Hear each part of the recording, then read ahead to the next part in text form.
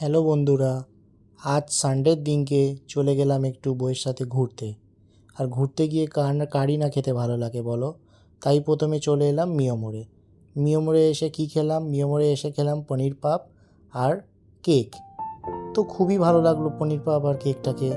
তারপর ওকে বললাম চলো আরও কিছু খাওয়া যাক। তো এবার আস্তে আস্তে আমরা একটু ভিডিও শ্যুট করলাম মিয়মোড়ে। ভিডিও শ্যুট করার পর আমরা আস্তে আস্তে চলে গেলাম।